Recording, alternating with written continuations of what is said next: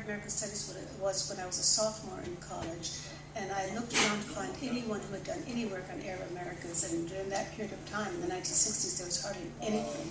And I stumbled onto the files of Alixa Award.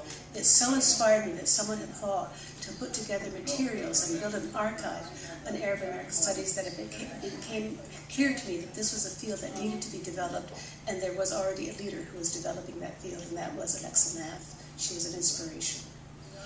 Like other Arab American scholars, I consider Alixa Award's book, Becoming American, to be foundational to the field and to Arab American history being told altogether. Well, Alixa's book, Becoming American, was one of the first books I read in Arab American Studies, and it really kind of, in a time when there was so little literature, it really helped drive my work. And when I teach Arab American Studies, I still use her work. I use her work, The Grocer's Daughter, her autobiographical work, and I use her work on the peddling lifestyle because I think that's an important socioeconomic piece of the Arab American story. I think I always appreciated two things particularly about her example and her methodology. The first one was her emphasis on becoming, the way in which individual lives are always evolving and the way in which communities are always evolving, never a fixed property, and I think for historians that's a precious lesson. And the other thing was, I guess, her emphasis on the textures and the objects and the small things that make up individual lives. She always had that attentiveness to material life in her work, and that's been a tremendous inspiration to me. I remember participating in a panel chaired by Alixa Award some 15 years ago in Washington, D.C.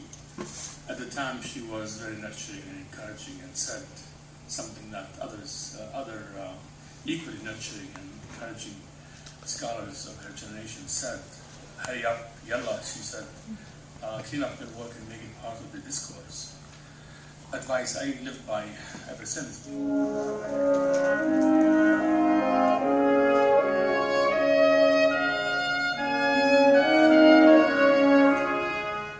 So in addition to Alixa's scholarship, which I appreciate and use, especially in my teaching, when I was doing research for my book, it was very hard for me to find any archival sources that looked at the history of the Muslim American community. There was almost nothing available. And so when I went to her collection in Washington and started listening to those recordings she had recorded interviews with some of the main central characters in my work. And so just to be able to hear their voices, I had great detail on their lives and the communities that they were a part of.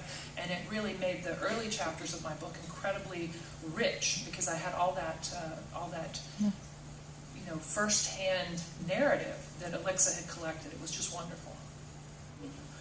I spent 3 days at the Smithsonian recently, and what I found is probably a lifetime of scholarship waiting to happen, not the least of which is translations of critical material. So regardless of what the focus of her research has been, and she gave us a solid foundation on which to build in her books in an area that's neglected by many others.